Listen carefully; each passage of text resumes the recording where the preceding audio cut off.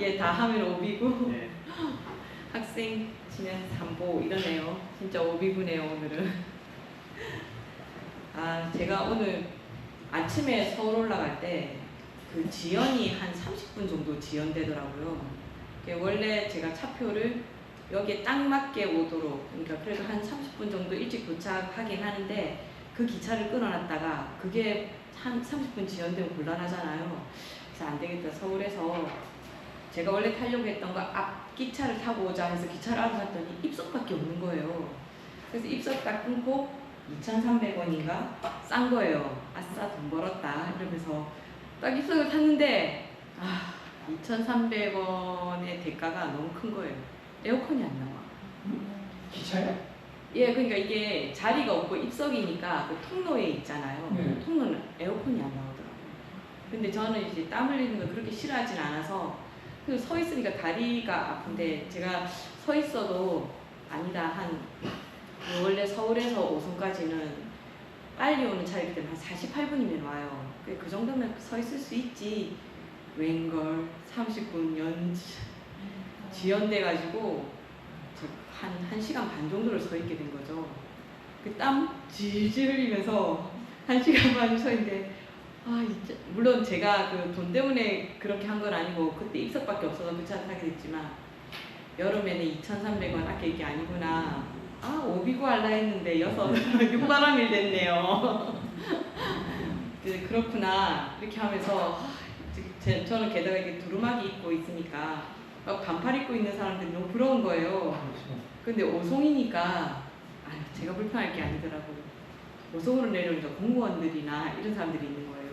그 사람들은 정장을 입어야 되니까 와이셔츠 긴 거 입고 밖에 또 재킷을 또 긴 걸 입었더라고요. 그나마 저는 안에 바깥 반팔인데 그래서 이거 불편할 게 아니구나 라고 생각하면서 일단 제가 판단은 잘했어요. 입석이라도 빨리 왔기 때문에 제가 딱 예상한 대로 제가 원래 탔으면 도착하는 그 시간에 딱 도착이 됐어요. 그러니까 앞차로 입석 안 바꿨으면 또 전화해서 교수님 안 되겠어요. 제가 뒤에 할 테니까 앞에 지난번처럼 그런 일이 생길 뻔했어요. 네, 그런 다행이었고 2,300원의 대가는 에어컨이었구나. 겨울 되면 그거는 그러니까 그 또 온풍기 있죠, 그죠, 히터 있죠. 돈값을 하는구나 생각했지만 그래도 고통을 겪을 만한 이유는 있었다. 안 그랬으면 늦었을 테니까요. 그래도 오는데 그렇게 피해는 없는 것 같던데 계속 그 재난 문자로는 계속 어디가 막혔다 오지 마라 그런 거 되게 많이 하더라고요. 오는데 또 갑자기 고공 하니까 깜짝 놀랐어요. 별 큰 피해가 없어야 될 텐데 지금 태풍이 올라오고 있는 거죠. 어쨌든 제가 오늘 듣지 않게 된 것은 저의 성견지명 서서 오는 고통을 감수했지만 처음에 2,300원 아꼈다고 좋아했는데 그것이 다가 아니었다. 그래도 좀 운동하는 그건 있었습니다. 그리고 날씨가 안 좋으니까 그 안 좋은 점 중에 하나가 뭐냐면 신도님들이 다 제가 산에 사니까 제가 지금 어디 있는지 모르잖아요. 서울 왔다 갔다 하고 있는데 계속 전화가 와. 스님 거기는 괜찮습니까? 예 괜찮습니다. 그거 대답하는 것도 일이더라고요. 이렇게 걱정해 주시는 분이 많구나 하고 좀 뿌듯한 날이기도 했습니다. 오늘은 왜 부처님 제가 이거를 갖고 온 게 이렇게 이 시나리오가 우리가 배우는 것이 사실은 더 정확하겠죠. 근데 영화를 만들려고 그러면 재미적 요소 또 이 영화 자체가 굉장히 긴 영화예요. 2시간 반짜리인가. 근데 그거에서 이제 중요한 내용을 담아야 되다 보니 부처님 일대기가 주 내용이 아니고 이제 원래 그 티벳 고승이 돌아가셔서 이제 그 환생한 아이들을 찾는 거예요. 그러니까 아이들을 찾으니까 아이들에게 부처님 일대기를 이야기를 해주는데 그 이야기가 이렇게 극화돼서 나오는 거예요. 부처님 역할로 키아누 리브스가 있고요. 여기 지금 처음에 나오는 장면은 부처님 처음 고행하실 때 이렇게 고행하시는 모습을 보고 나중에는 오비구가 되는 사람들이 같이 고행하자 하고 모이는 장면부터 편집이 돼 있는 부분이에요. 이건 자연스레 하신 거거든요. 뭐 어차피 소리 잘 안 들리니까 제가 중간중간에 이야기 넣으면서 할게요. 이게 이제 부처님이 고행을 하시니까 그걸 보고 아 나도 같이 고행하고 싶다 하면 여기 혀 빠진 거 보세요. 저렇게 혀에다가 돌을 매달아 놓는 거예요. 자기한테 고통을 주기 위해서. 그런 장면도 보이거든요. 나중에 자세히 볼 때 보세요. 폭풍우가 오죠. 요게 사실은 요 장면이 오비부 내용이 요 고행할 때 나오는 게 아니고 성도하신 후에 오늘 제가 설명드린 4일째 되는 날 틀린다 나무 아래에서 이제 태풍이 부는데 용왕이 와서 이렇게 부처님 보호해 주는 거예요. 이 성도군인데 이건 성도군가 아니고 영화에서는 영화적 요소로 고행할 수 있게 모습입니다. 이렇게 그래서 이걸 보고 5사람이죠, 그죠? 하나, 둘, 셋, 넷, 5. 근데 고행하다가 이런 거 보라는 거죠. 저걸 보여드리고 싶었어요.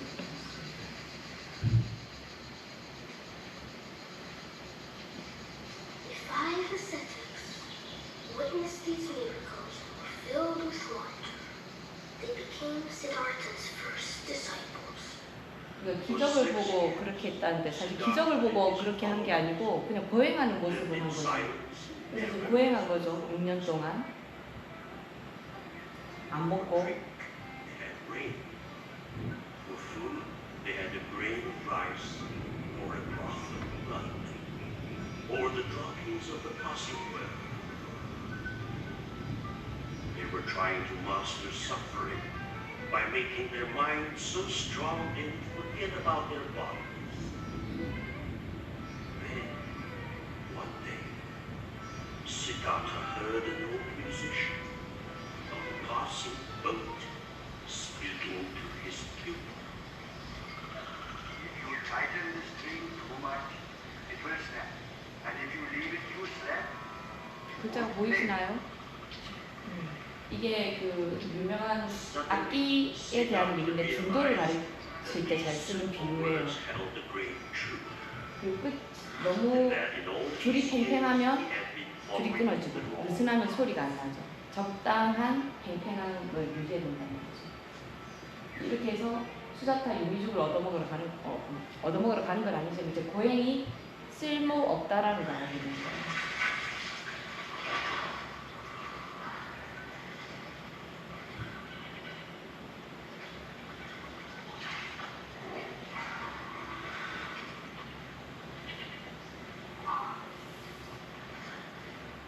우리가 배운 데서는 아주 부잣집 딸로 나오는데 여기서는 목동으로 나오는 거예요.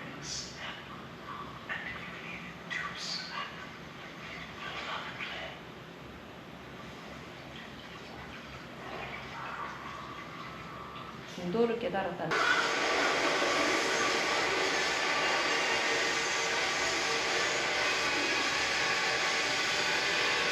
노인같이 돼서 그렇게 된다고 배웠었죠, 그죠? 젊은이 사라지고.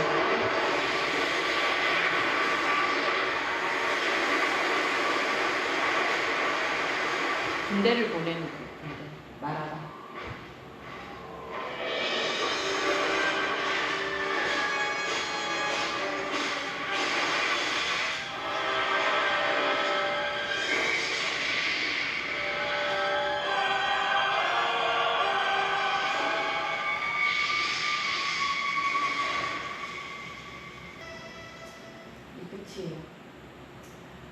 한번 보니까 좋지 않아요? 정리도 되고 어떻게 용왕이 그거 하는지도 알게 되고. 긴 영화를 편집한 건가요? 예, 요 부분만. 이게 2시간 반짜리 영화예요. 이게 원래는 티베트의 고승이 죽고 이제 환생하잖아요. 그러니까 이제 자기의 스승이 어디에 태어나셨나 하고 하는데 미국에도 있고 뭐 어디 네팔에도 있고 인도에도 있고 그 아이들을 찾는 내용이에요. 요 급속 전개가 너무 빨라가지고. 예, 편집한 거예요. 그렇죠. 예. 그러니까 영화를 보시면 너무 느려서 잠이 올지도 몰라요. 2시간 반짜리예요. 근데 제가 그냥 이게 코브라가 아니고 참 코브라로 거기는 나왔는데 이제 실제로 그 마하보디 사원에 가면 그 부처님 그 무칠린다 연못이 있어요. 거기에 코브라 같이 돼 있긴 해요. 여기는 무칠린다 용왕이라고 돼 있는데, 그래서 한번 보니까 살짝 배웠던 게 살짝 정리되나요? 안 되나요? 더 빨랐어요? 그럼 다시 보시. 시, 유, 생, 노사, 그죠? 이렇게 12개. 요 생이라는 것은 태어난다는 의미가 아니고 이렇게 해서 한 생이 이루어지고 여기서 이 생 태어난 여기에서 우리는 노사 이 한 생을 우리가 늙어가면서 끝내는 죽게 되고 다시 여기서 해탈하지 못하면 무명의 상태가 되니까 이렇게 얘기합니다. 여기서 행이라는 것은 우리가 업이라고 그랬죠. 그러니까 우리가 업을 잘 업이라는 게 행이라고 한 것은 이제 드러난 거기 때문에 행이라고는 하는데 그 시작이 의지이기 때문에 우리가 보통 행을 말할 때는 의지를 말합니다. 그래서 3세 양중인 이유는 무명행은 과거, 식, 명세까지는 현재, 수까지죠. 치유는 현재인데 이거는 현재의 이거는 결과, 이거는 현재의 원인, 그리고 생노사가 미래 원인, 현재 결과. 현재 결과 미래인인가요? 미래가 되는 거죠. 생노사가. 그래서 여기가 과거 원인이 있으니까 원인과 결과가 두 번 거듭된다 해서 양주입니다. 그죠? 이렇게만 알고 있어도 그 12연기는 다 아시는 겁니다. 그래서 이렇게 흘러가는 것은 우리 뭐라고 한다 했어요? 유전문. 흘러서 돈다고 해서 유전문이죠.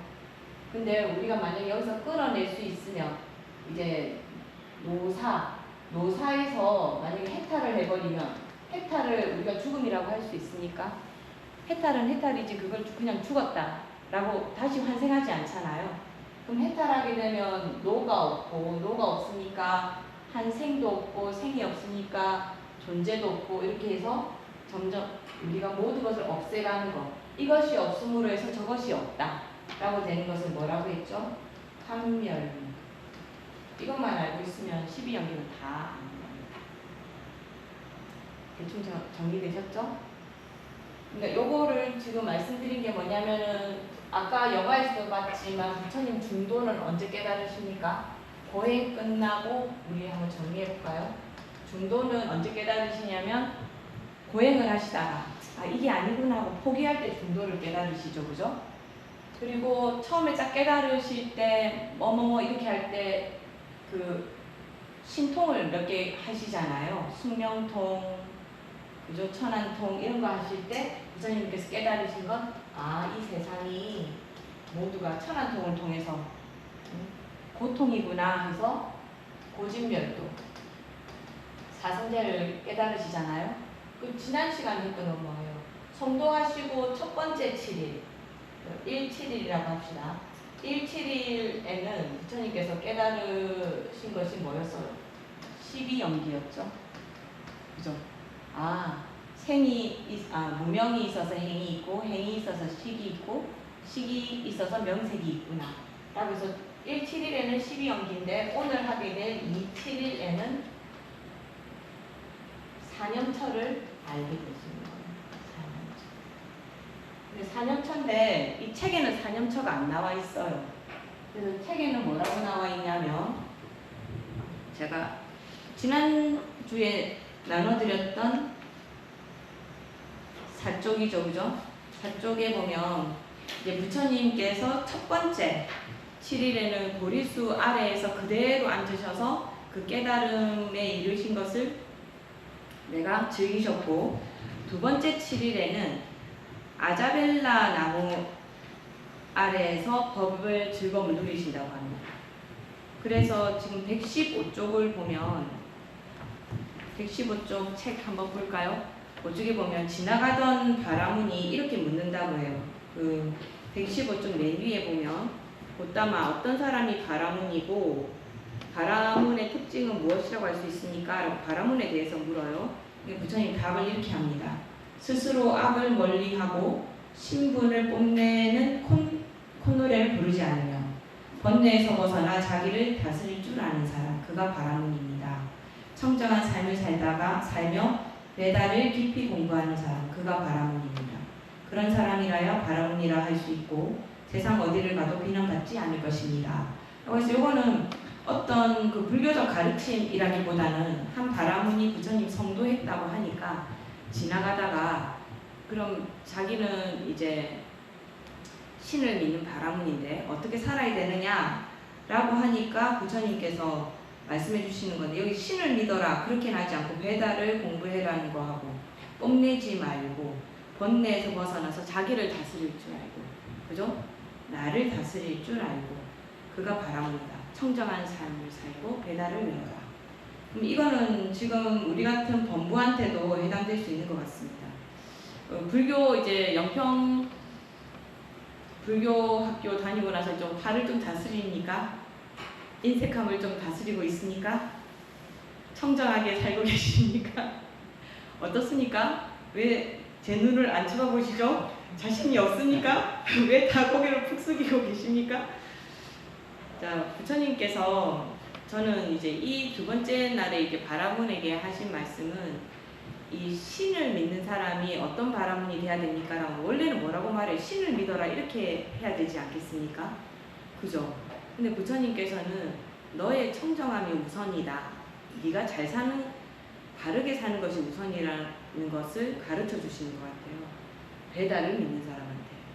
그러니까 아주 그러니까 바라문 입장에서는 좀 그릇된 가르침일 수도 있죠. 신을 언급하지 않잖아요. 근데 베다를 잘 읽어라 라고 하면서 오히려 수행을 얘기하는 거죠. 근데 베다는 원래 어떤 내용으로 되어 있냐면 신을 찬탄하는 내용으로 되어 있거든요. 그러니까 신을 찬탄하는 너는 어때야 된다고 하는 내용을 알려주시는 거죠. 근데 이 책에는 요 내용만 나와 있는데 쌍일단이까야 이제 도경이라는 그 경전이 있어요. 거기에 보면은 이제 제가 나눠드린 프린트 4쪽입니다. 지난주에 나눠드린 거 4쪽, 오늘 나눠드린 거 말고요. 거기에 보면 쌍일단이까의 도경에 보면 그때 내가 한적한 곳에 가서 홀로 앉아있는 중에 문득 이런 생각이 마음에 일어났다 라고 말씀하시는데 이 한적한 곳이 자리를 옮긴 아자벨라 나무 아래라는 거예요. 그래서 뭐라고 하시냐면 이 도는 유일한 길이니 중생들의 청정을 위하고 근심과 탄식을 다 건너기 위한 것이며 육체의 고통과 정신적 고통을 사라지게 하고 옳은 방법을 터득하고 열반을 실현하기 위한 것이다 라는 마음이 생각났다라는 거예요. 그게 뭐냐 하면 4가지 마음 챙김의 확립이다 라고 말하면서 이제 중간에 있는 글자만 한번 읽어볼게요. 여기 비구는 몸에서 몸을 관찰하며 머문다. 두 번째는 느낌에서 느낌을 관찰하며 머문다. 마음에서 마음을 관찰하며 머문다. 법에서 법을 관찰하며 머문다. 이렇게 해서 맨 마지막 단에 이 도는 유일한 길이니 중생들의 청정을 위하고 육체적 고통과 정신적 고통을 사라지게 하고 옳은 방법을 터득하고 열반을 실천하기 위한 것이다. 그것이 바로 4가지 마음 챙김의 확립이다. 이렇게 되어 있는데 이것이 뭐냐? 사념처라는 겁니다. 그러니까 두 번째 7일에는 이제 이 책에는 나와 있지 않지만 부처님께서 사념처를 얘기했다. 이 사념처가 중요한 이유가 뭐냐면 여러분 용수보살 들어보셨습니까? 불교에서 용수보살. 자세하게 설명을 하지는 않겠는데요. 우리가 보통 용수보살은 용이 용용자의 숫자가 나무 숫자예요. 그래서 그 산스크리트로 하면 나가르주나거든요. 아주나가 이게 나가가 용이에요. 아르주 주나가 나무예요. 그래서 나무에서 태어났다라고 해서 나무 아래에서 태어났다. 부처님도 나무 아래에서 태어나셨잖아요. 성인들은 이제 인도에서는 좀 나무 아래에서 태어난다 이렇게 생각하나 봐요. 그래서 용수예요. 그래서 용수는 뭐랑 똑같다? 나가르주나 해도 용수고 나가르주나 해도 나가르주나고 용수해도 용수고 똑같은 사람이다 이 말이에요. 우리가 이 나가르주나 용수보살을 중요하게 생각하는 게 뭐냐면 그 대승불교에서는 제2의 석가다, 제2의 부처님이다 이렇게 불리는 사람이에요. 근데 이분이 이야기를 왜 하느냐면 이분이 주로 하셨던 수행이 사념처랍니다. 그러니까 이 사념처는 그 수행자가 처음에 수행을 시작할 때 가장 중요하게 여기는 거라는 거예요. 그 부처님도 그러니까 부처님 첫째 중도부터 시작해서 차례가 쭉 있잖아요. 그게 중요한 순서대로예요. 그러니까 12연기는 깨달은 거죠. 아 이렇게 하면 된다. 그럼 환멸문은 어떻게 이루어야 되나 궁금하겠죠. 그리고 사념처를 해야 된다. 수행 방법을 이야기하는 거예요.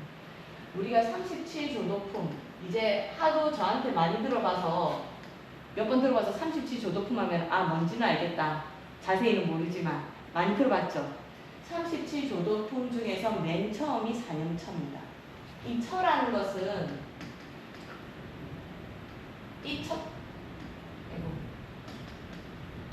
이 첫자거든요. 고첫자거든요. 그러면 이것은 곳이라는 말이니까 장소라는 말이 있잖아요. 그러니까 장소는 머무르는 곳이죠. 그래서 요거를 사념주라고도 합니다. 주는 머무르다 주자. 그러니까 처나 주나 좀 비슷하게 들리잖아요. 우리 주택 할 때 그 주자니까요. 그 염은 생각이 머물러야 되는 곳이라는 뜻이에요. 그게 몇 가지다? 4개. 그래서 사념처, 사념주 똑같은 말입니다. 그래서 이 사념주를 우리가 외울 때는 신수신법이라고 합니다. 신, 수, 신, 법. 외울 땐 그냥 이렇게만 외우는데요. 원래 말은 신념처 또는 신념주, 수념처, 수념주, 신념처, 신념주, 법념처, 법념주가 되는 거예요. 자, 신념처는 무엇을 신념처라고 하나? 제가 오늘 나눠드리는데 정리를 해놨어요. 오늘 나눠드린 거에 정리를 해놨으니까 보시면 됩니다. 신념처는 이 염이라는 건 있잖아요. 어떤 걸 염이라고 하는지 혹시 아세요? 우리 연구를 할 때도 이 염자 쓰잖아요. 그죠? 이 염은 산스크리트어로는 스무르띠라고 하는 말. 들어보신 적 있는지 모르겠는데 스무르띠라고 하는 거예요. 기억하는 거예요. 근데 이게 그냥 일반적으로는 구구단 배울 때 삼사문구 뭐 이렇게 해서 하는 것이 아니고 마음쪽 속에 이렇게 우리 북한에 가면 금강산 가면은 위대하신 수령님 이런 거 새겨져 있다 하잖아요. 그렇게 딱 새겨놓는 거예요. 마음속에. 기억한다라기보다는. 이 명을 기억으로 잘 말하는데 그냥 우리가 뭐 구구단 외우듯이 외운다라는 의미의 기억보다는 돌에 새기는 것처럼 절대로 잊어버리지 않는다라는 의미에서의 기억이에요. 근데 우리가 그냥 일반적으로 기억 이렇게 하면 오늘은 기억이 안 납니다. 이런 말 하잖아요. 근데 불교에서 염은 그렇게 기억이 안 납니다 할 땐 염이 아닌 거예요. 이거 완전히 새겨져서 문신하고 똑같아요. 아, 참. 북한의 금강산 얘기할 게 아니고 이게 그 문신을 생각하면 되겠네요. 문신 우리 아무리 없애려고 해도 잘 없어집니까? 여러 번 뭐 해야지 없어진다 하더라고요. 근데 없애려고 하면 굉장히 노력해야 되는 거. 그 정도로 각인되는 것이 염이에요. 그 신념은 뭐냐면 나의 몸에 대해서 뭔가를 기억해야 되는 거죠. 이 몸은 어떻다. 라는 것은 내 머릿속에 꽉 박아두라는 거예요. 제가 여기 보면은 써놨죠. 관신, 몸을 관하되. 이 관자 있잖아요. 쳐다보는 거. 근데 이 관은 쳐다보는데 계속해서 그것이 내가 눈을 감든 눈을 뜨든 관이라는 것은 항상 쳐다보는 이걸 우리가 흔히 말하는 걸로 윗바사나라고 하잖아요. 항상 바라보고 있는 거, 윗바사나 소위라고 할 수도 있습니다. 관이라는 것은 항상 쳐다보는 거예요. 몸을 뭐라고? 부정, 지저분하다고. 근데 이거는 지저분하다 정도가 아니고 오물덩어리다 이 정도로 생각하는 거예요. 그래서 부처님께서는 이것을 우리는 부정관이라고도 말하거든요. 몸이 깨끗하지 않다라고 관하는 것, 부정관이라고도 합니다. 그래서 이거는 어떻게 되느냐면 내가 지금 아무리 저는 상관없고 누구 할까요? 아주 아름다운 사람이 있어요. 요즘 아이돌들 보면 여자 아이돌이고 남자 아이돌이고 너무 아름답지 않아요? 인형 같지 않아요? 그렇게 아름다워요. 근데 우리가 그거 무대에서 막 하는 거 보고 저 사람도 똥 누러 가겠지, 저 사람도 땀 흘리고 피 흘리고 코 흘리고 재채기 하겠지 하며 무대할 때 그런 생각이 좀 안 들잖아요. 사람이라는 생각이 좀 안 들잖아요. 우리도 그렇게 생각한다는 겁니다. 우리 깨끗하다고 생각을 하는 거예요. 근데 그렇지 않다라는 것을 우리 부처님의 몸을 관할 때 32상 80종호를 관한다고 그러죠. 몸의 32가지, 두 가지가 아니고 두 부분, 몸의 32부분, 손, 발, 다리, 콧구멍, 눈, 어쩌고 저쩌고 다 이렇게 해서 그 32부분이 다 깨끗하지 않다라고 관하는 거예요. 제가 오늘 진짜 제가 그걸 경험했거든요. 제가 아까 입석 타고 왔다 했잖아요. 그리고 통로에 있거든요. 근데 제가 하필이면 탄 데가 그 장애인 화장실이 있는 데여서 이게 문이 이렇게 엄청 크게 동그랗게 빙빙 열리고 하는 거 혹시 보신 적 있으세요? 거기에 이렇게 서 있었는데 어떤 분이 거기 들어갔다가 엄청 오래 있다 나오는 거예요. 그래서 저는 그 사람 죽은 줄 알았어요. 쓰러졌나 싶어서 아니 너무 안 나오면 이제 영무원 지나갈 때 여기 사람 들어갔는데 안 나온다 그러니까 신고를 해야 되겠다 할 정도로 오래 있다 나왔어요. 근데 결국 나오긴 나오더라고요.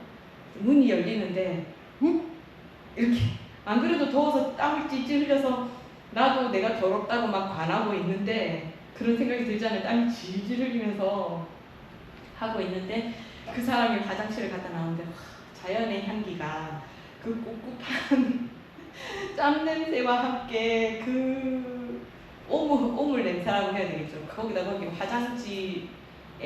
화장지를 넣는 그 휴지통도 막 넘쳐나고 있더라고요.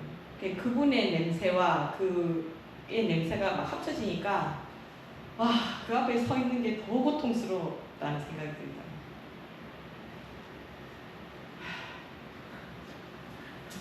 이게 부정관이라는 거예요.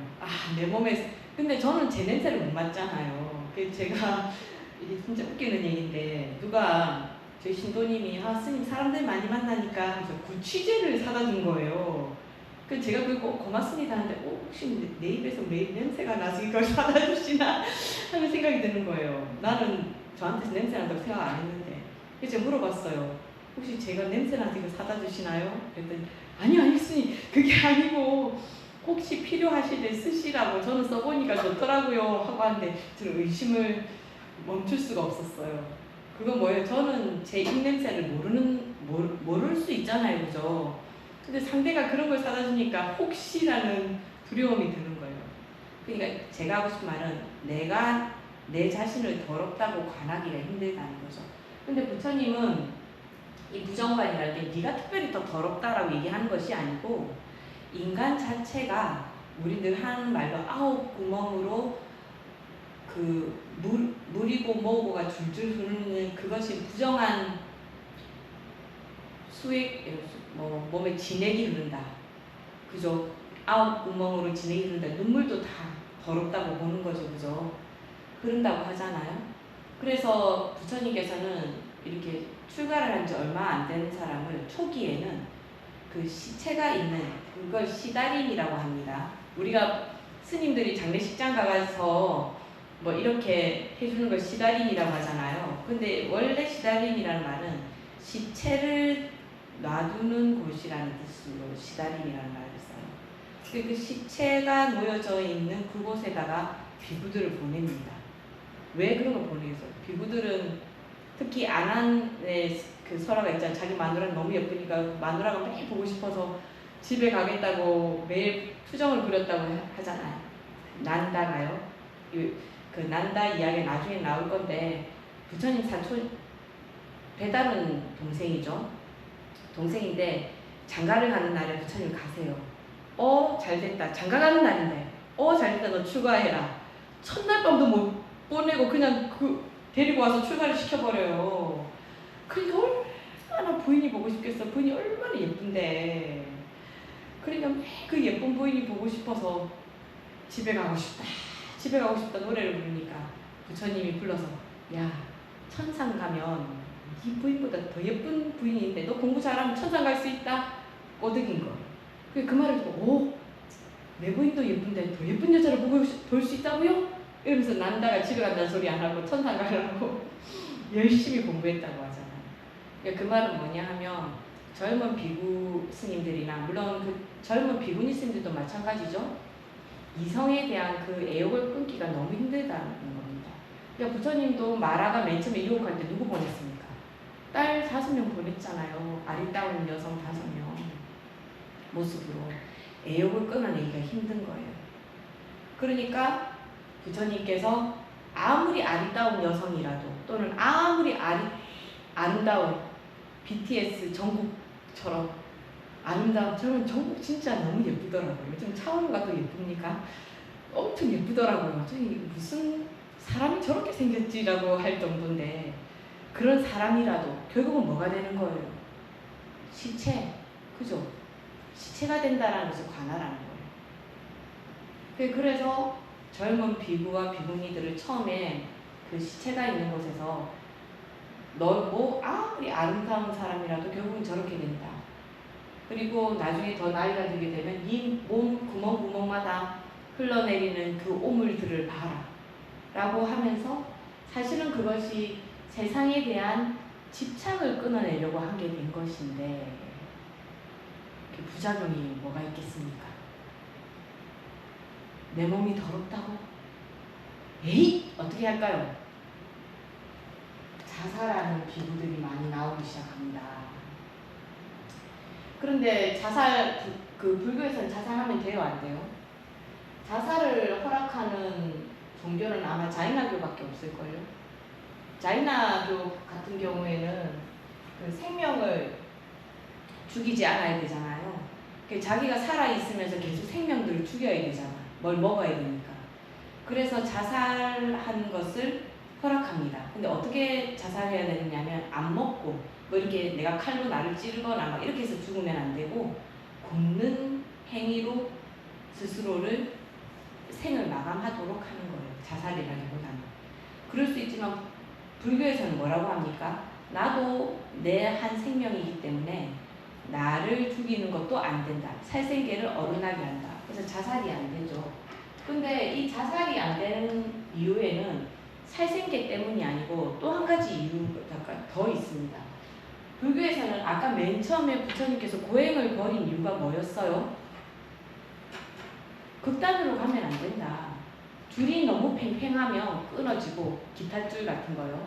끊어지고 너무 느슨하면 어떻게 돼요? 소리가 제대로 안 나죠. 적당한 팽팽함이 있어야 된다라고 하는 겁니다. 그게 중도거든요. 근데 이 세상이 다 지저분하다. 아이고 이 세상도 다 지저분하고 사람도 지저분하고 아이고 부처님도 저렇게 있어도 부처님도 몸 있는 동안에는 괴로움을 겪어야 되는데 아이고 이놈 세상 이러면서 이 세상을 미워하면서 죽는다? 그럼 그건 뭐예요? 세상에 대해서 수행자는 어떻게 느껴야 됩니까? 이 세상은 고통으로 이루어져 있구나. 그렇구나 라고 봐야 그냥 관해야 되는 거지.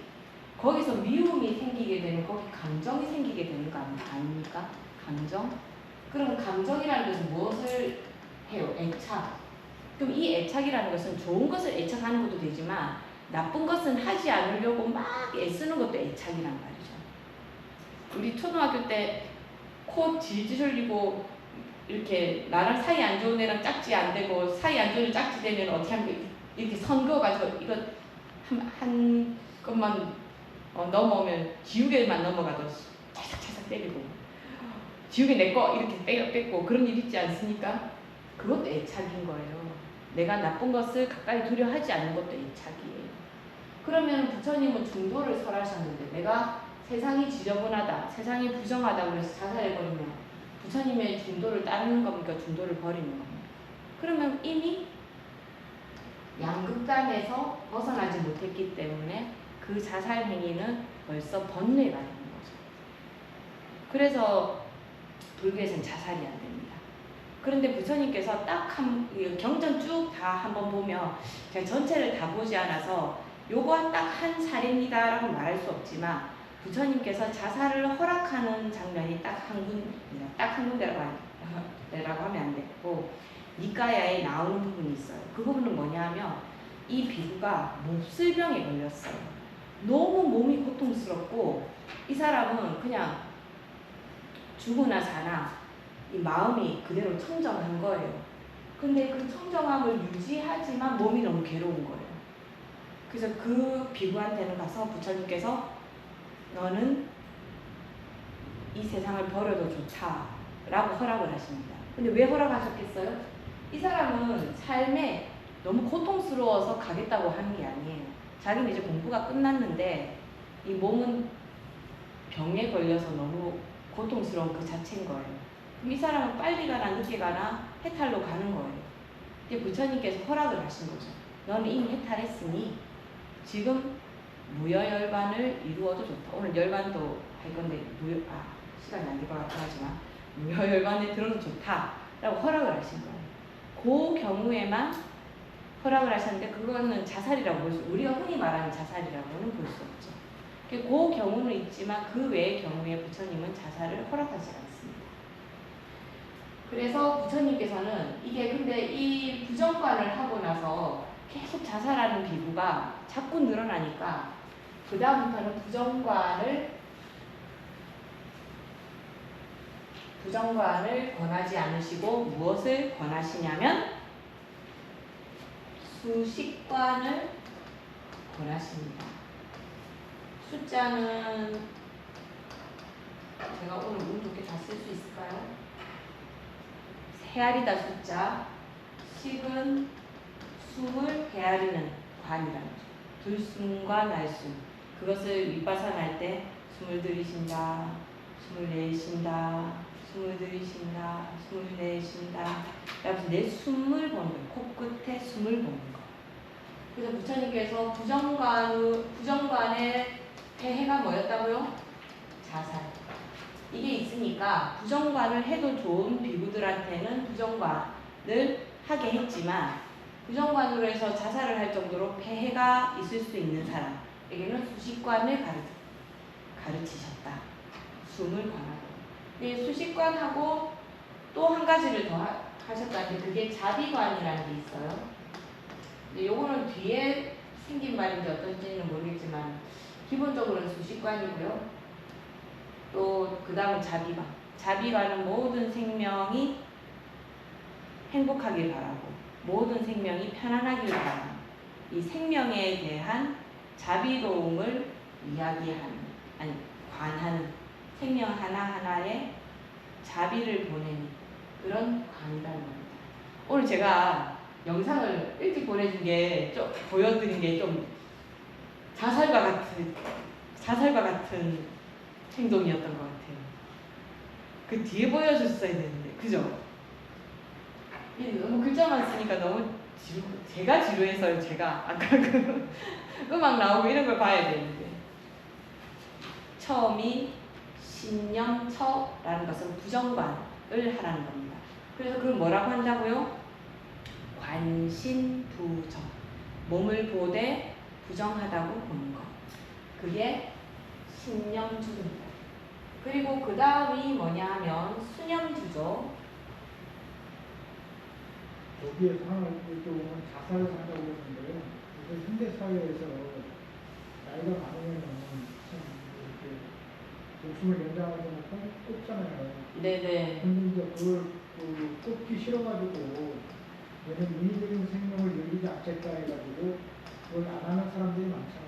네. 증가하고 그래서 신청만 하면 그걸 안 하는데 그것도 자살로 보여야 되는 건 맞거든요. 그건 자살이 아니라고 보는 게 현대가 아니었다면 예전에는 그건 자연사겠죠. 아니 이게 생명유지 장치를 해서 할 수 있는 것은 지금 현대의학으로서 그렇게 할 수 있는 거잖아요.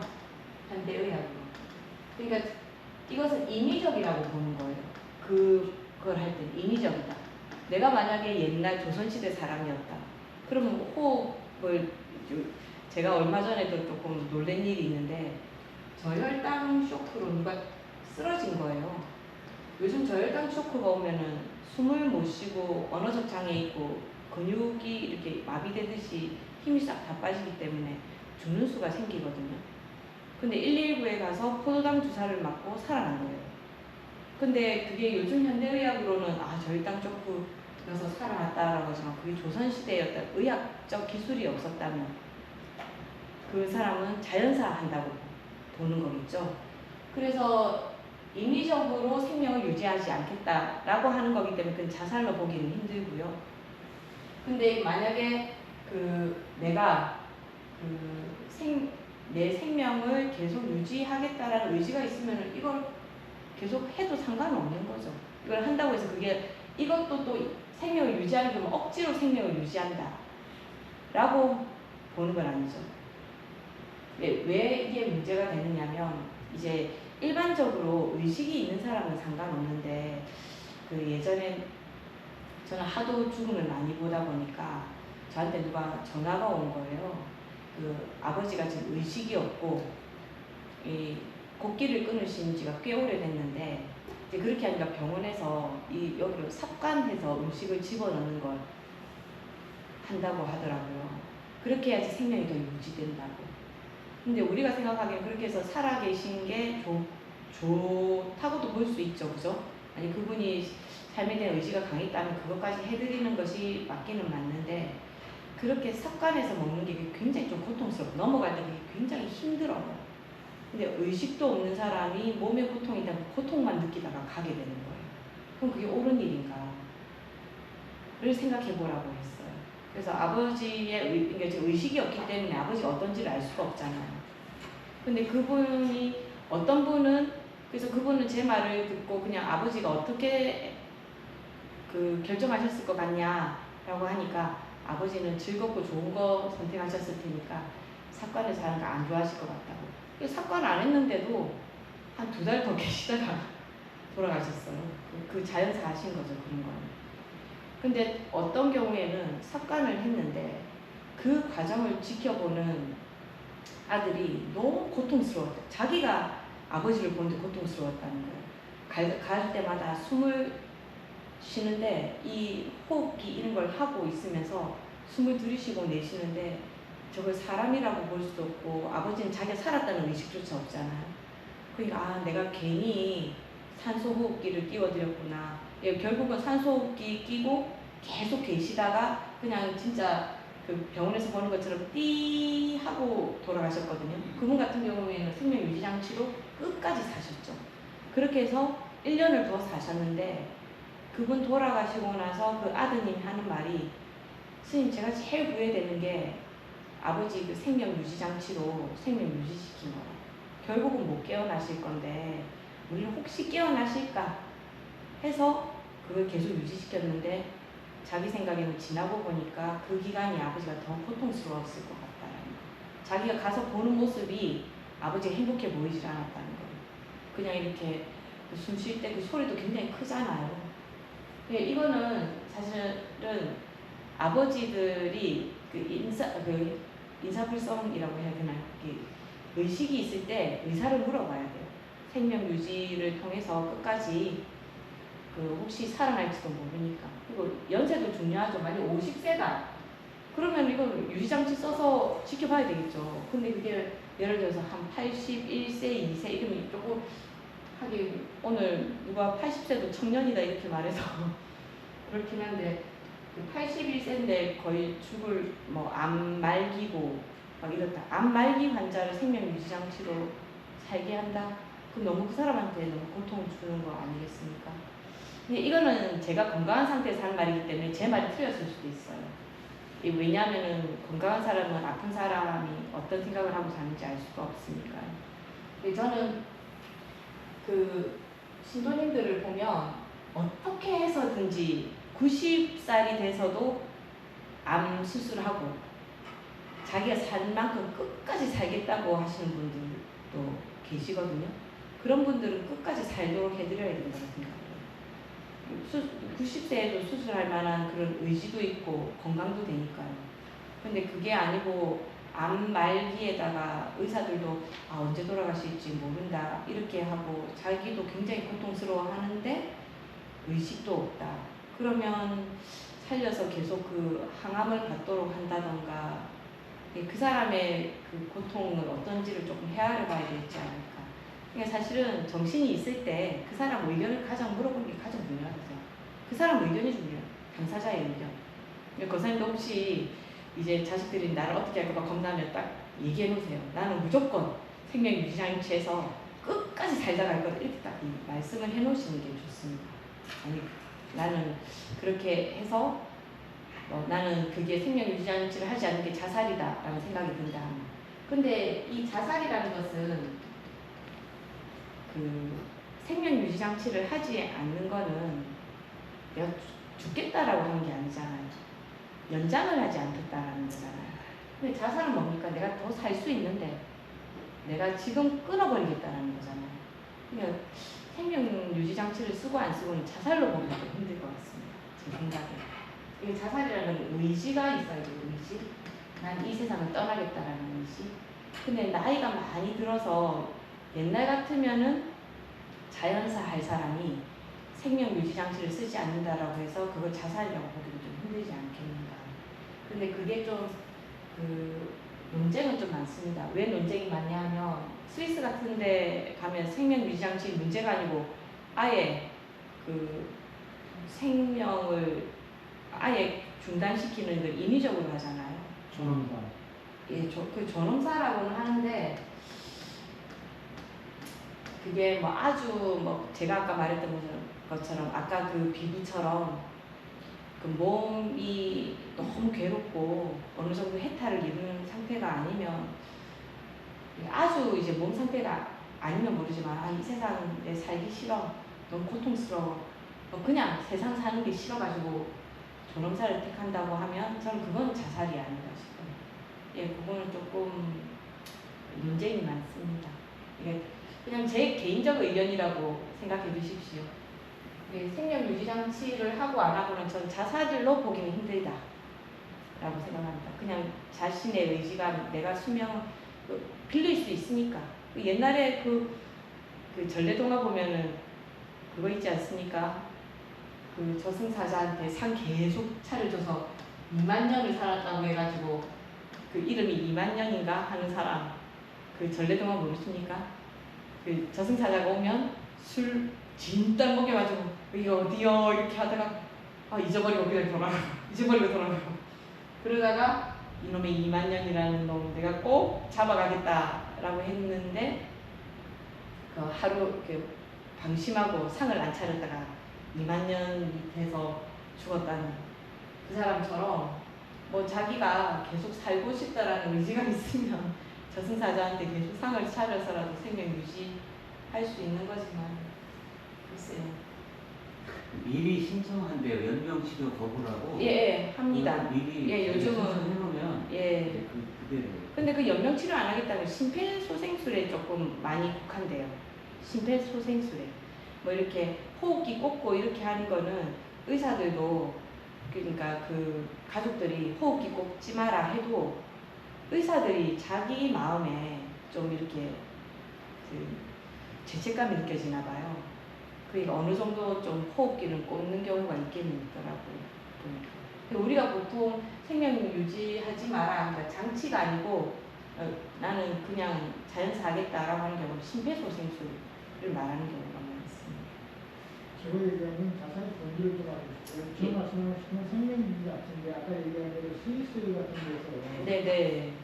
이렇게 언론을 통해서 또 보고 책을 보니까 아주 유망한 사람이 어떤 불의의 사고를 당해가지고 이러다 보니까 매일 약이나 마약이나 술로서 생활을 하다 보니까 그런 사람이, 차라리 예, 죽겠다. 가서 거기서 이제 그걸 선택해서 그 나라로 망명을 해가지고 그 택하더라고요. 그런 거를 이제 자살을 볼 수 있는가 싶어 가지고 어떻게 했는데 그 자살의 본질이 어디까지인가 예, 궁금했어요.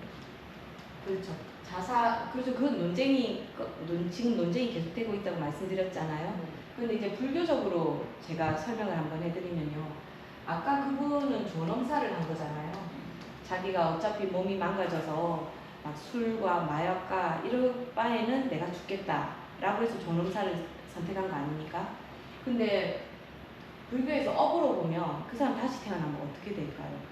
자기 습관이, 맨 처음 습관이 술과 자기 몸이 안 좋다는데 비관해서 술과 마약으로 하다가 자기가 에이 끝내버리지 않고 탁 끝내버렸어요. 그러면 다음에 우리가 윤회를 하잖아요. 그러면 이 사람이 해탈을 한 건 아니니까요. 하게 되면 이 사람은 어떤 장애가 왔을 때, 뭐 예를 들어서 공부하다 공부가 좀 안 된다든가 아니면 부모가 내가 원하는 대로 안 해줬다든가 어떤 그 장애가 딱 닥치게 되면 이 사람이 술과 마약을 의존하겠죠. 다시 태어나서도. 습관이니까요. 그리고 거기서도 다시 그럼 죽어버릴까? 라고 쉽게 생각해 버리겠죠. 이게 불교에서 중요하게 생각하는 것은 나의 의지로 내가 얼마나 인간으로서 당당하게 살아갈 수 있는가를 말하는 거거든요. 근데 너무 괴로우니까 존엄사하는 것을 우리가 다 비난할 수는 없습니다. 그 사람의 고통도 엄청 할 거니까요. 근데 그 사람이 술과 마약에 의지하기보다는 내 몸이 너무 그냥 너무 괴로워서 이렇게 진통제로도 안 될 정도다. 이렇게 해서 존엄사를 한다고 그러면 그건 조금 이해가 되지만 그게 아니고 이렇게 술과 마약으로 살 바에는 죽어버리겠다라는 거는 좀 자살에 가깝지 않습니까? 그죠? 그러니까 불교에서는 이 의지가 내가 중단이냐 아니면 그냥 내가 더 살아도 살 수는 있지만 이 몸의 고통이 이런 것 같으면은 내가 다시 태어나서 더 잘 살아보겠다라든가 그 어떤 의지 그런 게 중요한 거죠. 그러니까 좀 이거는 존엄사도 일종의 자살로 봐야 되지 않을까 싶습니다. 중간에 끊는다는 의미니까.